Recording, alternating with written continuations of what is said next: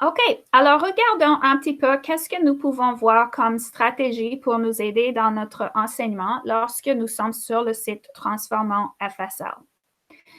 Alors, premièrement, j'aimerais vous montrer un petit peu plus le projet d'harmonisation des travaux d'élèves en français langue seconde parce qu'on se demande souvent où est-ce que nos élèves devraient être, de quoi est-ce que ça devrait avoir l'air, leur écrit et leur production orale. Alors, ici, vous avez des ressources pour vous aider. Donc, c'est un projet qui est fait en Ontario avec la participation de plusieurs conseils dans la province. Donc, nous avons ici les guides pour l'enseignante et ici, il y a donc tout ce qu'il y a disponible pour l'écriture et ici pour l'oral. Je vais vous montrer l'oral. Dans l'écriture, c'est similaire, mais les productions en oral sont dans un autre endroit. Alors, je voudrais vous montrer comment ça marche. Donc, voilà. Ici, donc, vous avez des livrets qui sont des niveaux, de différents niveaux de CECR. Alors, par exemple, ici, il y a A1, A2, B1. Et en bas, vous avez des exemples de production orale. Il y a deux sujets, sujet 1, sujet 2, et des élèves d'Ontario qui parlent alors et qui partagent leurs réponses ou leurs tâches qu'ils ont accomplies. Si on voit dans le livret, on peut trouver quelles sont ces tâches. Alors, ici, ça c'est le sujet 1, donc ça c'est la tâche 1. Et ici, il y a la tâche 2. Donc, ce sont, lorsque vous écoutez les productions vont répondre aux critères de ces deux tâches. Ensuite, il y a une grille d'évaluation pour chaque production. Donc, la première production, ça, c'est la grille de rendement. Et cette grille, en fait, c'est une grille intégrée du grille de rendement du curriculum de l'Ontario et des niveaux CECR. Alors, c'est super pour déterminer où nos élèves se trouvent. Et en fait, ici, nous avons 4 exemples. Alors, donc ça, c'est le premier niveau et de quoi est-ce que cette production a l'air et qu'est-ce que nous pouvons offrir comme rétroaction, quelles sont les observations qu'on a faites avec cette production et qu'est-ce que nous pouvons offrir comme prochaines étapes pour cet élève-là qui est à ce niveau. Alors, l'autre exemple, c'est un niveau 2. Un autre exemple, c'est un niveau 3 et le quatrième exemple, c'est un niveau 4. Donc, nous pouvons très bien voir de quoi est-ce que les élèves sont capables et devraient être capables à partir de ces exemples-là qui sont, comme j'ai dit, sur le site. Pour l'écriture, il y a également des exemplaires qui se trouvent dans le livret même. Alors, ici, il y a la grille avec la production. Donc, ça, c'est la tâche. Ici, il y a la production de l'élève ou l'exemplaire. Et ici, il y a la grille de rendement pour évaluer cette production. Encore une fois, les commentaires et les prochaines étapes. Alors, ça vous donne une belle ressource pour décider où est-ce que vos élèves sont dans leur apprentissage. Alors, ça, c'est le projet harmonisation. Je voudrais aussi signaler ici, les guides de réflexion sont très riches en suggestions pratiques et conseils de qu'est-ce qu'on peut utiliser en salle de classe et ou comment est-ce qu'on peut faire en salle de classe. Par exemple, avec la compétence orale, comment l'enseigner, comment intégrer l'approche actionnelle, comment évaluer les élèves. Donc, tous de très bons appuis pour pouvoir intégrer ceci dans notre enseignement.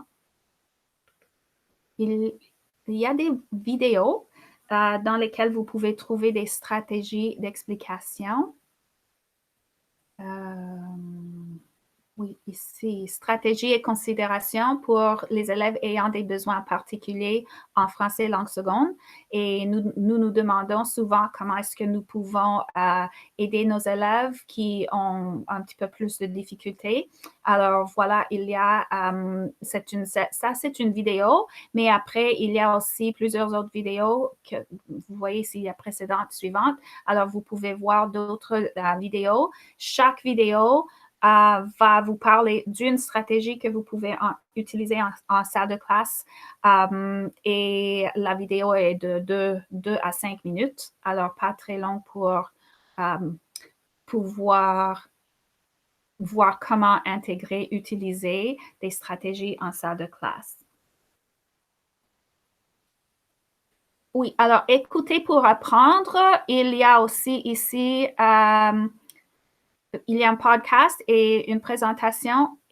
Donc ici, vous allez voir beaucoup d'autres idées que vous pouvez intégrer pour approfondir l'enseignement de l'écoute en salle de classe. Et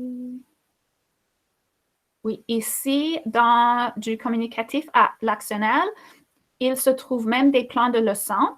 Alors, si vous enseignez par hasard troisième année ou sixième année immersion ou neuvième année français de base, vous allez ici trouver une leçon qui est déjà planifiée en utilisant la perspective actionnelle et c'est une leçon en 3 parties. Alors, par exemple, si on veut regarder la leçon ici, c'est la leçon dans une page où on voit les attentes et les objectifs de l'apprentissage du curriculum.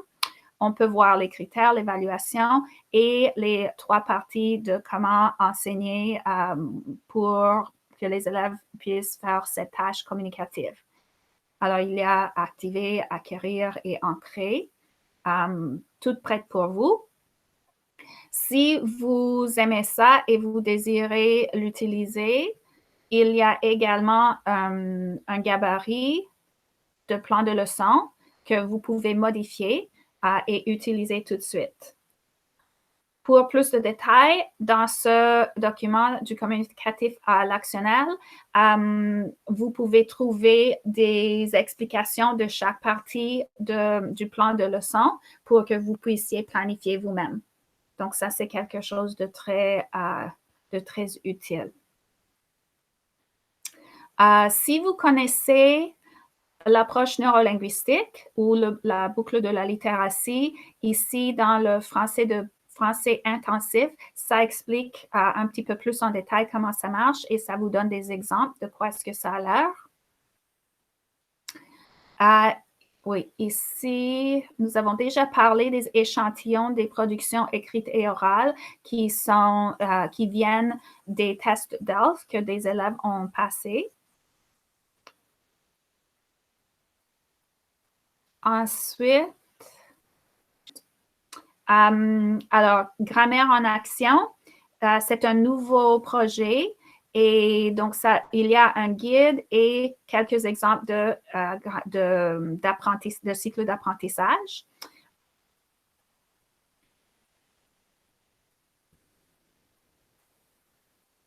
Alors, vous voyez, ce n'est pas toujours évident, il faut quelquefois un petit peu fouiller. Alors, ici, ça parle de la planification pour enseigner la grammaire en contexte. Et qu'est-ce que ça veut dire, la grammaire en contexte? Et après, nous avons des exemples de comment l'utiliser.